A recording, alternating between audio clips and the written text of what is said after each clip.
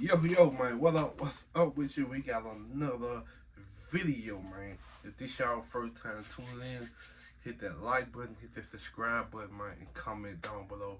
This next video, he one of the best.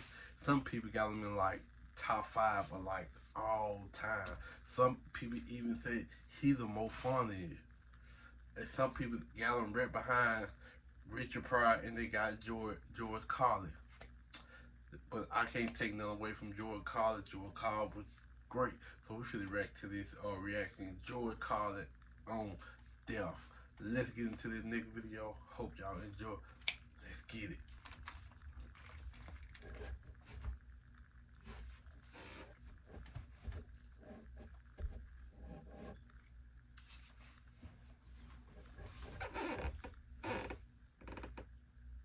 So you know what I've been doing? Going through my address book and crossing out the dead people. You do that? That's a lot of fun, isn't it?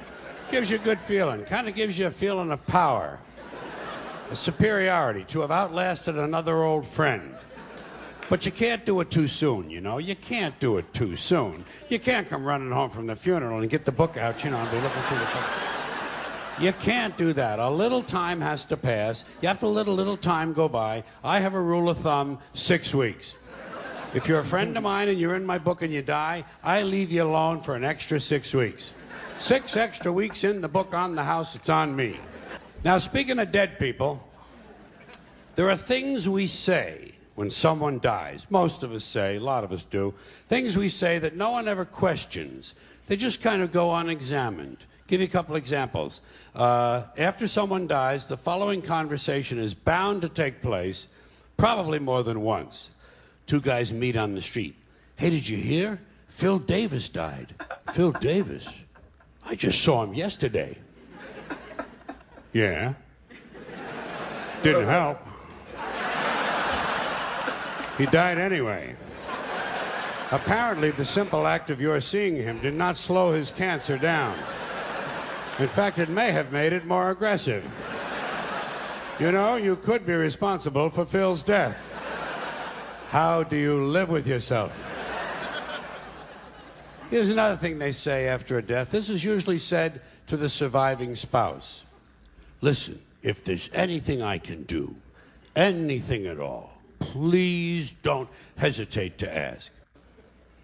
What are you going to do, a resurrection? This ain't the fucking New Testament, you know.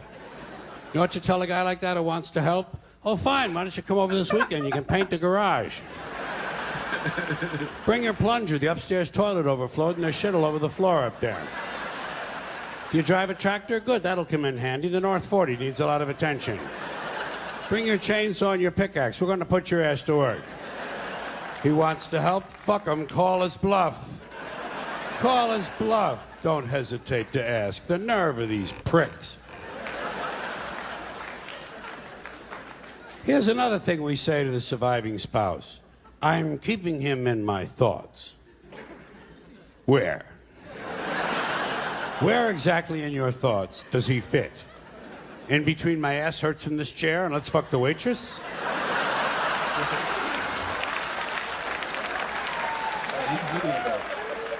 What are your priorities?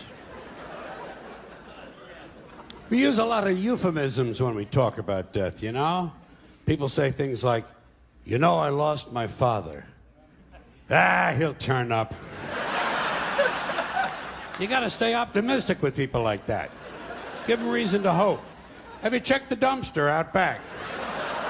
They used to like to take a nap in there. Keep it upbeat. Now, there's something else that is said after a death, but this one involves belief, which is where I begin to have big problems. This one happens after the funeral, after the burial, back at the house. Back at the house where the family and friends and the loved ones of the deceased are having some food and drink and they're enjoying some warm reminiscences of the person who passed away.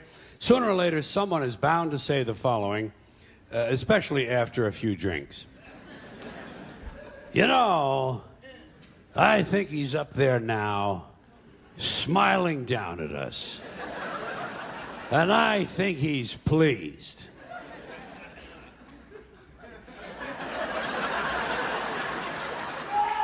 Now, first of all, there is no up there. No. For people to be smiling down from.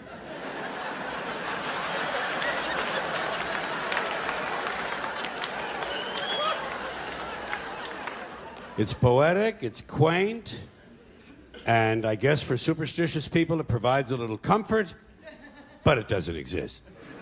But if it did, and if someone did somehow survive death in a non-physical form, I personally think he'd be far too busy with other celestial activities than to be standing around paradise, smiling down.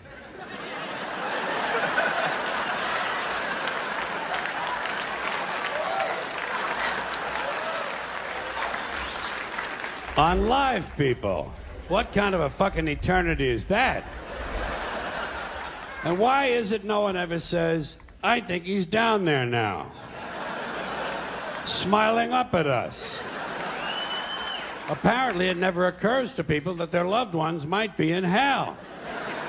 Your parents could be in hell right now. Your parents in hell, your father for sure. Oh shit, hell is full of dads. Full of dads. Even the ones who took you to the ball game. Just for beating the shit out of you once too often. And fucking the neighbor lady. And fucking the neighbor dog. And who knows, maybe even fucking the UPS man. We'll never know what mischief Dad was up to. Parents in heaven. Parents in hell, excuse me. Kind of gives me a nice feeling, you know? Grandparents in hell. Picture that. Picture your grandmother in hell. Baking pies without an oven. And if someone were in hell, I doubt very seriously he'd be smiling. I think he's down there now, screaming up at us. And I think he's in severe pain. Now, speaking of dead people in heaven, there are some people who not only believe that their dead parents in heaven can see them. Okay? Okay. They honestly believe that their dead parents in heaven can help them. You've heard these people, I'm sure. They honestly somehow believe that their dead parents in heaven can intercede with God on their behalf to gain favors for the living. I come from a Catholic home. I heard this shit. They sit there in the chair with the fucking rosary and they look at you like this, you know, and they say, oh, my dad was looking out for me. He was looking out. I don't know how he got me out of that jam, but he got me out. Oh, my mom was in surgery with me. She was in, I could feel her presence in there. Yeah. Fine. Like the people who die have nothing better to do than to run the heavenly branch of the Make-A-Wish Foundation. Now, if people want to believe this kind of stuff, it's fine with me. Let them believe it. I don't want to disabuse anyone of their beliefs. But I have a question about this. A question that involves logic.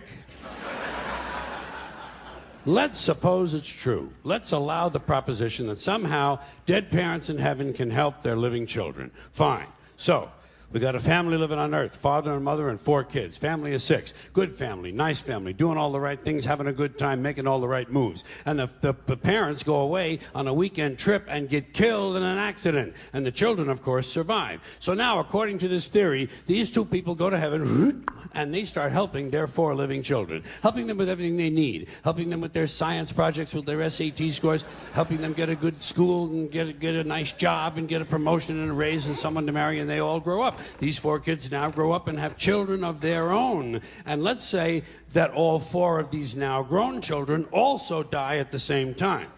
Just for the sake of argument. Let's say there's an explosion at Thanksgiving dinner. And these 4 died, but their children survived because they were seated at the children's table.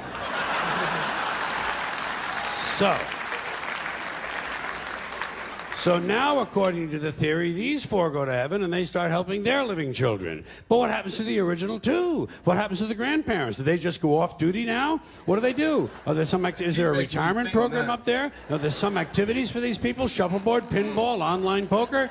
There must be something they can do. Or do they have to remain on duty indefinitely? Do they have to keep on helping their living descendants forever and ever and ever? Is that what heaven's all about, helping the living? When do you get to just lie back on a cloud and take a fucking harp lesson? You know what I mean? Customs. Well. Man, this the end of the video, man. Let me know what y'all think of this video. Hit that like button, hit that subscribe button, and comment down below. And let me know what y'all think on this reaction with George CARLIN stand up. I'm out of here.